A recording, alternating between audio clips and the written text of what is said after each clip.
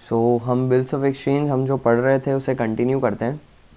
Previous classes में हमने देखा था कि बिल के कुछ 4 यूजेस होते हैं और चारों ही यूजेस में ऑनर भी हो सकता है बिल और डिसऑनर भी हो सकता है। अभी तक हम बिल के 2 सिचुएशंस में ऑनर देख चुके हैं। पहला यूज़ जो है बिल का वो है the bill is held till maturity, और सेकंड था कि बिल को डिस्काउंट करवा लिया बैंक से। Third use of a bill है जो कि है endorsing the bill to a creditor.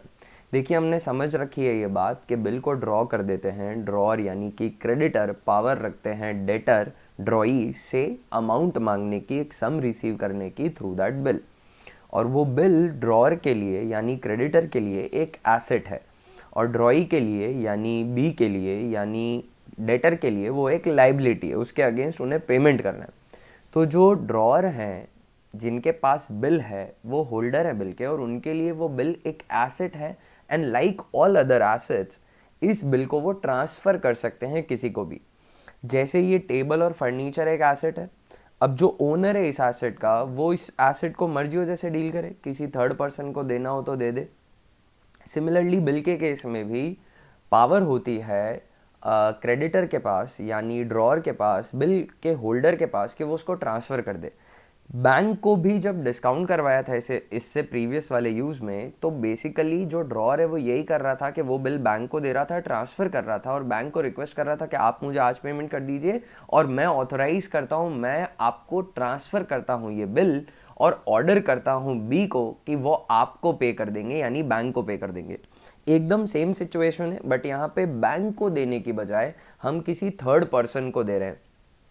बाकी सारी सिचुएशन सेम है, समझना। सेम ओल्ड स्टोरी है, ए ने बी को क्रेडिट सेल करी और ए बन गया क्रेडिटर, बी बन गया डेटर। ए ने बिल ड्रॉ किया बी पे, बी ने एक्सेप्ट कर दिया। ए के पास एक बिल्स रिसीवेबल है, बी के लिए वो लाइबिलिटी है, बिल्स पेएबल है। वहीं एक और सिचुएशन या तो एग्जिस्ट करती है या फ्यूचर में हो जाएगी, जब ए ने परचेज कर रखी है सी से, यानी सी ए का क्रेडिटर है और ए को सी को पेमेंट करना है, बी को ए को पेमेंट करना है और ए को पैसे देने सी को। तो ए ने जो बिल ड्रॉ करा है बी पर, एक्सेप्ट किया बी ने, वो बिल जिसके बदले बी पेमेंट करेगा, ए वो बिल ट्रांसफर कर देते हैं सी को और बोलते हैं कि ड्यू डेट पर आप बी को ये बिल प्रेजेंट करके पैसे ले लेना। तो ए जो है वो बिल दे देंगे सी को, इसे बोलते हैं एंडोर्स करना। ऐसे बिल को जो ट्रांसफ़र किया जाता है उसे बोलते हैं एंडोर्स करना। और जब ये सिचुएशन हो जाएगी तो ए बन जाएंगे एंडोर्सर और सी बन जाएंगे वेरी सिंपल एंडोर्सी। ठीक है, drawer ड्रॉई, transferor transferee, endorser endorsee. ठीक है, तो सी एंडोर्सी हो गए। ए ने बिल एंडोर्स किया सी को, जब ड्यू डेट आएगी, मैच्योरिटी डे आएगा, तब सी बिल प्रेजेंट करेंगे बी को और बी पेमेंट कर देंगे सी को। End of story. सिंपल सी बात थी, ए को बी से पैसे लेने थे और सी को देने थे। तो ए ने बोला कि बी आप सीधा पेमेंट कर दीजिए सी को। This is endorsing the bill to a creditor. ये सिचुएशन अभी हमने रिवाइज करी, इसकी जर्नल एंट्रीज देख लेते हैं। ए ने बी को क्रेडिट सेल करी है तो ए की बुक्स में डलेगा बी टू सेल्स, बी में डलेगा purchase to A.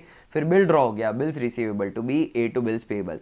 Standard entries passed in all the cases whatsoever, अभी तक जितने भी हमने देखे, बिल ड्रॉ करना, क्रेडिट सेल उसके पहले होना।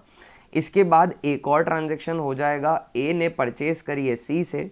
मैं एग्जॉस्टिव एंट्री बता रहा हूँ, ज़रूरी नहीं है कि सारी की सारी एंट्री क्वेश्चंस में आए, जितनी क्वेश्चन कहेगा उतनी ही हमें पास करनी है। तो ए ने परचेज करी है सी से, तो ए की बुक्स में एंट्री डलेगी purchase account D R to C, C की बुक्स में एंट्री डलेगी A account D R to sales. अब ए के पास जो बिल पड़ा है, ये जो बिल्स रिसीवेबल एसेट पड़ा है, इस एसेट को वो ट्रांसफ़र कर देंगे सी को। तो debit the receiver, credit what goes out. तो वो जर्नल एंट्री पास कर देंगे C account D R to bills receivable, और जो सी हैं उनकी बुक्स में एंट्री आ जाएगी। फोर्थ एंट्री देख रहे हैं आप सभी, सी की बुक्स में एंट्री आ जाएगी debit what comes in, credit the giver, bills receivable account D R to A account. Fifth entry on the due date, that is on the maturity date. A की बुक्स में कोई entry नहीं आएगी क्योंकि ए के पास bill है नहीं, ए transfer कर चुका है, ना ही ए को पेमेंट करना है, ना ए को पेमेंट रिसीव करना है, पेमेंट करना है बी को। बी मैच्योरिटी डेट पर स्टैंडर्ड एंट्री हर केस में यही डालता है, कोई भी पैसे लेने आए या तो ए खुद आए या ए के बिहाफ पे बैंक आए, या ए के ऑर्डर पे सी पेमेंट लेने आए, बी एक ही स्टैंडर्ड एंट्री पास करेगा, bills payable to cash account, उनको लाइबिलिटी ऑनर करनी है, पैसे कोई भी लेने आ रहा है हार्डली मैटर्स, और सी पेमेंट रिसीव कर लेगा तो सी की बुक्स में एंट्री आ जाएगी कैश अकाउंट डीआर या bank account DR to bills receivable, debit what comes in, credit what goes out. जो ऑनर होने वाले दिन अगर ए की बुक से एंट्री डलती, if bill was held till maturity by A, वो अब सी डालेगा क्योंकि अभी सी ने हेल्ड किया है मैच्योरिटी तक बिल को। करेक्ट है। इससे रिलेटेड एक बहुत ही सिंपल क्वेश्चन है, इलस्ट्रेशन है, वो हम सॉल्व कर लेते हैं। दैट इज सर सी भी किसी को एंडोर्स कर सकता है? बिल्कुल कर सकता है। सी एंडोर्स कर सकता है किसी को, सी डिस्काउंट करा सकता है, सी कलेक्शन के लिए भेज सकता है, सी किसी को एंडोर्स कर सकता है, फिर वो किसी को एंडोर्स कर सकता है, फिर वो % डिस्काउंट करवा सकता है या कलेक्शन के लिए भेज सकता है। कोई लिमिट नहीं है नंबर ऑफ एंडोर्समेंट की, n नंबर ऑफ एंडोर्समेंट हो सकते हैं, और जो भी होल्डर ऑफ बिल है उसके पास बिल से रिलेटेड सारी पावर्स अवेलेबल है। डिस्काउंट कराना है, कलेक्शन भेजना है, होल्ड करना है, सब कर सकते हो आप, है ना, या फिर आगे और एंडोर्स कर सकते हो। ठीक है ना। करें question solve. Illustration number 7, language पढ़िएगा, y ओड 26,000 टू x। इस लैंग्वेज से हमको ये क्लियर हो जाना चाहिए कि कौन डेटर है कौन क्रेडिटर। तो इस सिचुएशन में y डेटर है और x क्रेडिटर है। रिवर्स सिचुएशन भी हो सकती है। अगर कभी कंफ्यूजन हो तो लैंग्वेज को आगे पढ़ लेना। ऑन 5th March 2019 ही accepted a bill for 25,000 for 1 month drawn bye x। Draw करने की पावर तो क्रेडिटर के पास ही होती है, तो अब आपको एकदम क्लियर हो जाएगा। मेरा सजेशन यही रहेगा कि ड्रॉअर, ड्रॉई और फिर एंडोर्स सी पे आए आप, है ना, ऐसे ही बनाएं। यहाँ पर क्योंकि बिल एंडोर्स हुआ है, ट्रांसफ़र हुआ है, तो 3 पार्टीज़ की बुक्स में जर्नल एंट्री डालनी है, तो 3 कॉलम बना दूंगा मैं। पहला एक्स का, दूसरा Y and third one is Z. इन तीनों पार्टीज़ की बुक्स में हमको जर्नल एंट्रीज पास करनी है। एक्स ड्रॉअर है, वाई ड्रॉई है और जेड जो है वो एंडोर्स ही है। स्टोरी देखते हैं अपन। वाई ओड 26,000 टू एक्स, मतलब सेल वगैरह पहले हो रखी होगी, किसी कारण से वाई को 26,000 एक्स को पे करने हैं। 5th March को बिल एक्सेप्ट हो रहा है, तो 5th March को मैं बिल ड्रॉ करने की एंट्री डाल दूंगा। 5th March 2019 एक्स की बुक्स में एंट्री आ जाएगी bills receivable account DR to Y account. Bill की वर्थ क्या आएगी 26,000। एक्चुअली बिल 25,000 का बन रहा है। लैंग्वेज अगर हम पढ़ें, ऑन 25th March 2019 ही accepted a bill for 25,000 for 1 month drawn by X in full settlement of his debt. मतलब 1,000 रुपये का यहाँ डिस्काउंट भी है। गाइज वैसे तो डिस्काउंट फास्टर रिकवरी के लिए देना चाहिए, और रिकवरी कैश ही एक प्रॉपर रिकवरी होती है, बट एक्स सेटिस्फाइड है कि उसको बिल भी मिल गया। वो सोच रहा है कि और कुछ नहीं, मैं इस बिल को डिस्काउंट करके मेरे पैसे रिकवर कर लूँगा। तो इस बात पे ही वो मोटिवेट होकर वाई को मोटिवेट कर रहे हैं कि मुझे तू बिल ही दे दे तो भी चलेगा, तो वो उसके लिए डिस्काउंट ऑफर कर रहे हैं। देखो एक्स को डिस्काउंट देना है, एक्स की मर्जी, हमें अकाउंटिंग करनी है, तो यहाँ पे डिस्काउंट अलाउड अकाउंट भी डेबिट हो जाएगा। 25,000 का बिल है, 1,000 रुपीज़ का डिस्काउंट, और 26,000 से वाई क्रेडिट हो जाएगा। वाई ओड 26,000 टू एक्स, और उसके बदले सिर्फ 25 का ही बिल मिल रहा है, और बचे हुए जो 1,000 हैं वो डिस्काउंट है। फाइनल सेटलमेंट बोला है, फुल सेटलमेंट बोला है। उसके बाद और स्पेसिफिकली ये भी कह दिया कि एक्स अलाउड 1,000 इज डिस्काउंट। इससे ज़्यादा और क्लियर क्या करे वो। वाई की बुक्स में एंट्री आ जाएगी X account DR to bills payable account to discount received account. Correct है। बिल्स पेएबल 25,000 का, डिस्काउंट रिसीव्ड 1,000 का, और एक्स में आ जाएगा 26,000। End of story. ठीक है। जेड की बुक्स में कोई एंट्री नहीं आएगी क्योंकि जेड का अभी कोई लेना देना है नहीं इस पर्टिकुलर सिचुएशन में। ठीक है। इसके बाद देखिएगा क्या बोला हुआ है। इसके बाद बोला हुआ है X endorse the bill to his creditor Z immediately. X ने एंडोर्स कर दिया ये बिल अपने क्रेडिटर जेड को। किस अमाउंट के बदले क्या ये नहीं बताया, तो हम अज्यूम करेंगे कि जितने का बिल है उतने का ही सम ओड भी होगा। हमको जितना कहा है हम उतनी एंट्री करेंगे। तो एक्स की बुक्स में एंट्री आ जाएगी Z account DR debit the receiver to bills receivable account, credit what goes out. 25,000 का बिल एंडोर्स हो गया। I have been repeating the line which I am going to say time and again. The line is कि bill की कोई भी power drawer exercise करता है तो ड्रॉई की बुक्स में कोई स्पेशल एंट्री नहीं आएगी. जेड की बुक्स में एंट्री आ जाएगी bills receivable account DR to X account. Debit what comes in, credit the giver. ये 25,000 का बिल हमने रिसीव कर लिया. क्लियर है क्या? 25,000 का बिल जेड ने रिसीव कर लिया. ठीक है, that's it. The bill was duly met on the due date. Bill बना है 5 मार्च को. एक महीने का बिल है, मार्च से 5th ऑफ अप्रैल. 3 दिन की ग्रेस. तो 5 + 3 8th ऑफ मार्च जो है वो मैच्योरिटी आ जाएगी. 8th ऑफ अप्रैल जो है, बेग योर पार्डन, मैच्योरिटी आ जाएगी. एक्स की बुक्स में कोई एंट्री नहीं आएगी. वाई को बिल को ऑनर करना है तो वाई की बुक्स में एंट्री आ जाएगी bills payable account DR to cash account. 25,000 की बिल की वैल्यू है. और Z जो है उनके पास बिल है, वो पेमेंट के लिए प्रेजेंट करेंगे बिल को, Y को, और उनको पेमेंट मिल जाएगा. तो Z की बुक्स में एंट्री आ जाएगी cash account DR to bills receivable account 25,000. And that's it. ये क्वेश्चन कंप्लीट होता है. ठीक है, ये क्वेश्चन कंप्लीट होता है. ऑलराइट गाइज, चलिए लास्ट यूज जो है बिल का वो भी देख लेते हैं हम. The last use of the bill is basically that the bill is sent for collection. Discounting में जो हमने देखा था उससे सिमिलर ही है, इवन उससे ईजी है ये. डिस्काउंटिंग में हम बैंक को बिल प्रेजेंट करते हैं और बोलते हैं कि बॉस हमें पैसों की ज़रूरत है, आप हमें आज बिल के पेमेंट दे दीजिए और मैच्योरिटी डेट पर आपको ड्रॉई पेमेंट कर देगा. बिल सेंड फॉर कलेक्शन में हम बैंक को बिल दे रहे हैं आज, पर बैंक से आज पेमेंट नहीं ले रहे. हमें सिर्फ एक प्रॉब्लम है कि हमें कलेक्शन करने का टाइम नहीं है बिल का. बहुत सारे बिल पड़े हैं यार, और इनको एक एक बिल को जाकर मैं कलेक्ट करूं इतना मेरे को टाइम नहीं है, मैं भूल जाता हूं. इसलिए मैंने बैंक को बोला कि ये मेरे सारे बिल आप मेरे बिहाफ पर इन बिल्स का कलेक्शन करोगे, और जो भी कलेक्शन करते हो मेरे बैंक अकाउंट में डिपॉजिट करवा देना. ख़त्म बात. तो ए ने बी को क्रेडिट सेल करी, ए ने बी पर बिल लिखा, बी ने एक्सेप्टेंस करके वापस दे दी. क्रेडिट सेल का होना ज़रूरी नहीं है, जस्ट एक हम नॉर्मल सिनेरियो ले रहे हैं जिसमें पहले क्रेडिट सेल होती है तो बिल ड्रॉ होता है, बी एक्सेप्ट करके दे देता है ए को. ए के पास बिल्स रिसीवेबल एक एसेट है, ए ने बिल दिया बैंक को. अब बैंक ने मैच्योरिटी डेट पर बिल दिखाया बी को, ब्लू इंक में है वो.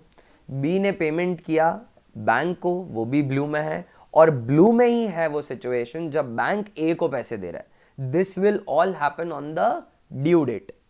जब बिल डिस्काउंट करवा रहे थे हम, तब हमारे पास पेमेंट वाइट वाले दिन ही आ गया था, मतलब day of transferring the bill to bank ही आ गया था. हमने डिस्काउंट करवा लिया था, हमने पैसे ले लिए थे एडवांस में. यहाँ पर हम एडवांस में पैसे नहीं ले रहे, मैच्योरिटी पे ही ले रहे. नॉर्मली इस सर्विस के बैंक कोई बैंक चार्जेस नहीं लेता है. जो एनुअली आपसे बैंक चार्जेस लिए जाते हैं उसी में इसको भी कंसिडर कर लिया जाता है. बट अगर बैंक इसके कोई बैंक चार्जेस लेगा तो हम बैंक चार्जेस टू बैंक एक एडिशनल एंट्री पास कर देंगे. इसकी एंट्री तो सिंपली डालेंगे, ए ने बिल दिया बैंक को कलेक्शन के लिए, उस दिन ए एक रिसिप्ट ले लेगा बैंक से कि भाई मेरा ये वैल्यूएबल डॉक्यूमेंट बिल जिसकी मनी वर्थ है वो आपको मैं दे रहा हूँ, इस बात का मुझे एक प्रूफ दे दीजिए. वो रिसिप्ट जो है वो एसेट है, वो रिसिप्ट दिखाऊंगा तो उस रिसिप्ट के बदले मेरे को बिल का पेमेंट या बिल मिल जाएगा. करेक्ट है ना? तो उस रिसिप्ट को हम नाम दे देंगे बिल सेंड फॉर कलेक्शन. तो एक एसेट जाएगा और एक दूसरा एसेट आ जाएगा. Bill send for collection account DR debit what comes in to bills receivable account, credit what goes out. Maturity date पर जब पेमेंट मिलेगा तो मैच्योरिटी डेट पर हम एंट्री कर देंगे, ए की बुक्स में एंट्री आ जाएगी bank account DR to bill send for collection. Entries देखिएगा, जब हम बिल को दे रहे हैं कलेक्शन के लिए तो एंट्री डलेगी bill send for collection to bills receivable.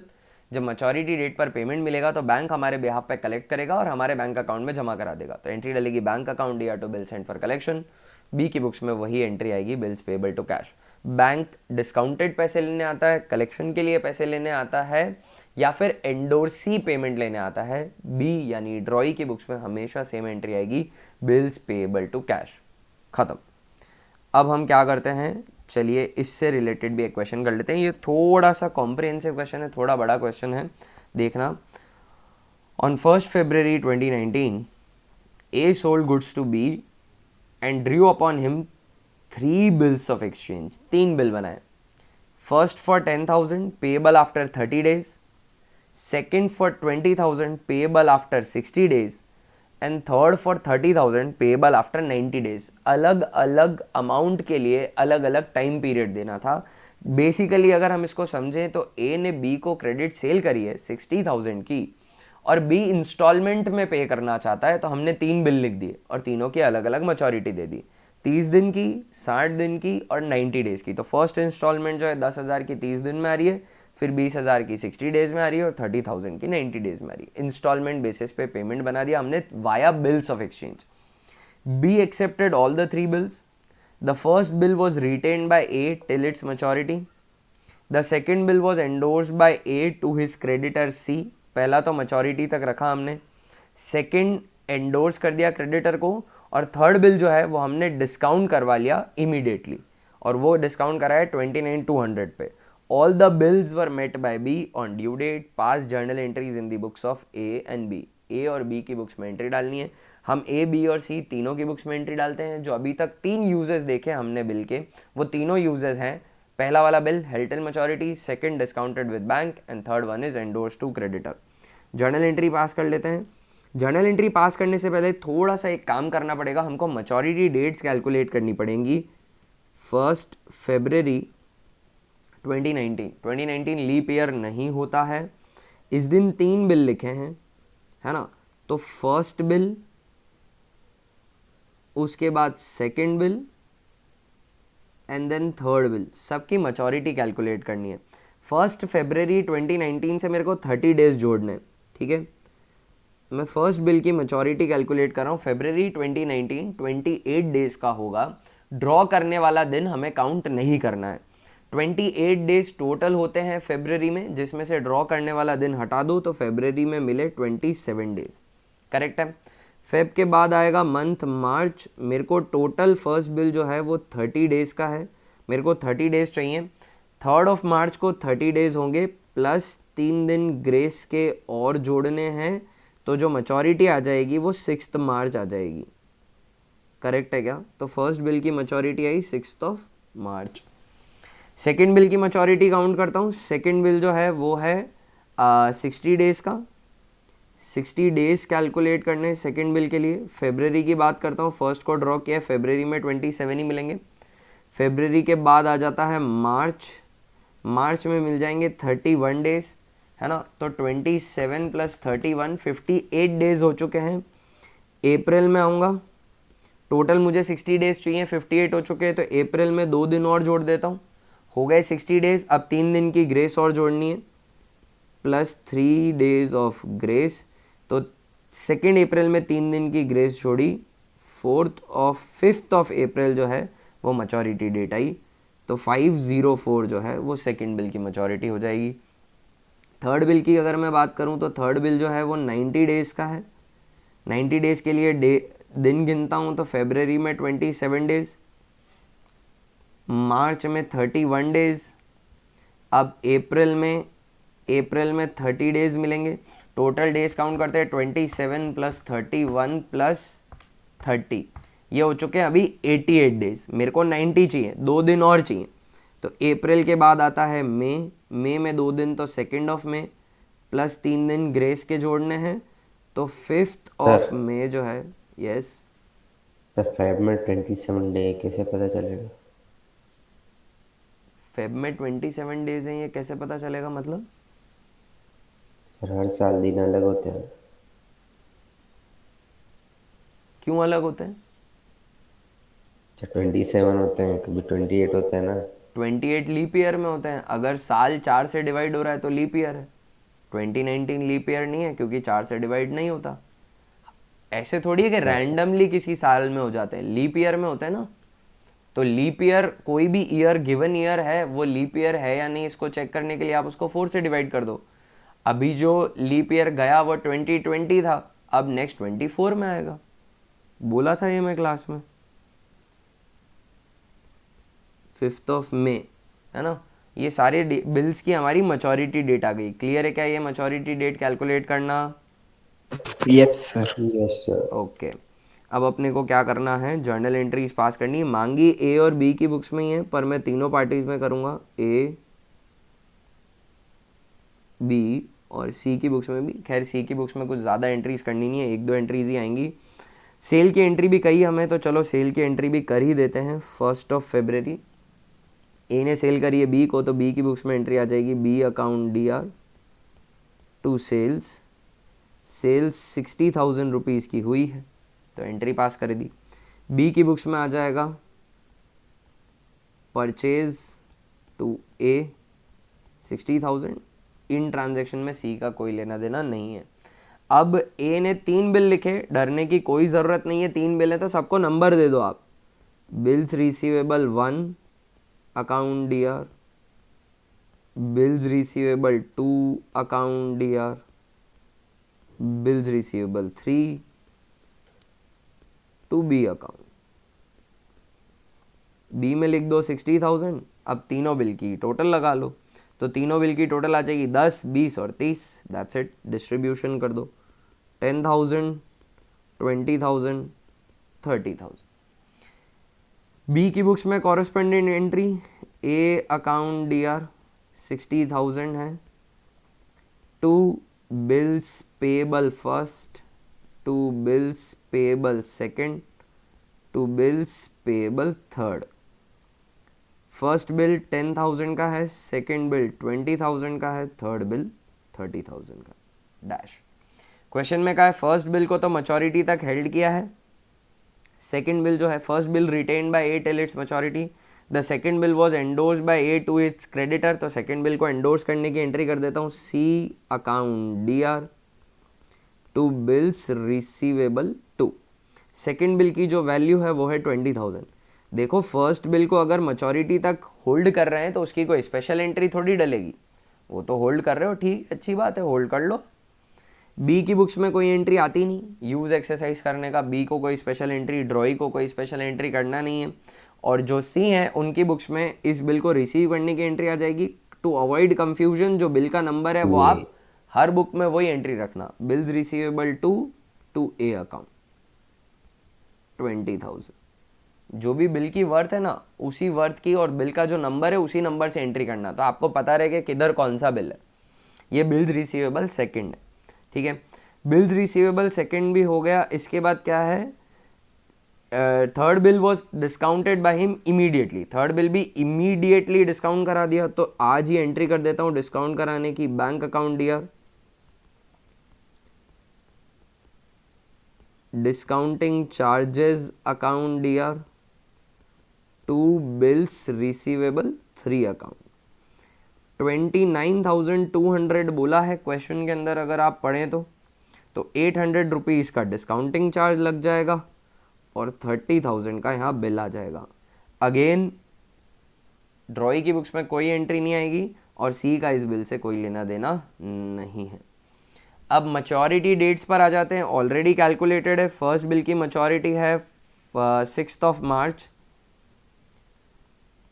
6 मार्च को फर्स्ट बिल का पेमेंट मिलेगा। फर्स्ट बिल ए ने होल्ड किया था अपने पास ही, है ना, तो फर्स्ट बिल के ए को पेमेंट मिल जाएगा इस दिन, तो एंट्री डल जाएगी cash account DR to bills receivable 1 account. First bill की जो वैल्यू थी वो थी 10,000 रुपये, ये पूरे 10,000 रुपये मिल जाएंगे। और जो वाई है उसकी बुक्स में एंट्री डल जाएगी bills payable 1 account DR to cash account 10,000 rupees, 10,000 rupees dash. Second bill की मैच्योरिटी डेट पर आते हैं। सेकेंड बिल की जो मैच्योरिटी डेट थी हमने कैलकुलेट करी थी, that was 5th of April, right. तो 5th ऑफ अप्रैल को सेकेंड बिल जो है वो एंडोर्स किया हुआ है, तो ए की बुक्स में तो कोई एंट्री आनी नहीं है। बी की बुक्स में वही एंट्री आ जाएगी, bills payable 2 account DR to cash account 20,000 का बिल है, इसको ऑनर कर दो। और सी को पेमेंट मिल जाएगा, तो उनकी बुक्स में एंट्री आ जाएगी cash account DR to bills receivable second 20,000 का है तो 20,000 का ही पेमेंट मिलना है। सेकंड बिल की स्टोरी भी ख़त्म। जो थर्ड बिल है 5 मई को उसकी एंट्री आएगी। अब 5 मई को क्या सिचुएशन है, ये बिल डिस्काउंट करवा रखा है ए ने, तो ए के पास नहीं बैंक के पास है, तो अगेन ए की बुक्स में तो कोई एंट्री आनी नहीं है। बी फिर से एंट्री कर देगा bills payable 3 account DR to cash account. Bill की वर्थ कितनी है, ये बिल 30,000 का है 30,000 तो ये 30,000 पे कर देगा। और सी का तो इस बिल से कोई लेना देना है ही नहीं। ये सारी जर्नल एंट्रीज डल गई। दो चीज़ें इसमें एक्स्ट्रा सीखी थी अपन ने, एक तो क्या, due date of a bill निकालना है ना 3 दिन की ग्रेस के बाद, और सारे यूज ऑफ बिल एक साथ रिवाइज हो गए हमारे। एक साथ मल्टीपल बिल्स भी आ सकते हैं। ये थोड़ा बड़ा सा क्वेश्चन था, इस तरह का क्वेश्चन बन के भी आ सकता है। आई होप ये एकदम क्लियर हो गया होगा, है ना। Yes sir. तो Yes, अब sir. Bill send for collection का एक क्वेश्चन और देखना है। अभी टाइम वारंट नहीं कर रहा है तो कोई बात नहीं, बिल सेंड फॉर कलेक्शन का एक क्वेश्चन हम कर लेंगे और उसके बाद डिसऑनर देख लेंगे हम नेक्स्ट क्लास से। Time is my time is done for accountancy. तो इसके बाद आप जिनके फिजिकल एजुकेशन है ज्वाइन फॉर दैट, और बाकी जिनके नहीं है join for entrepreneurship. Bye everyone, I will see you again.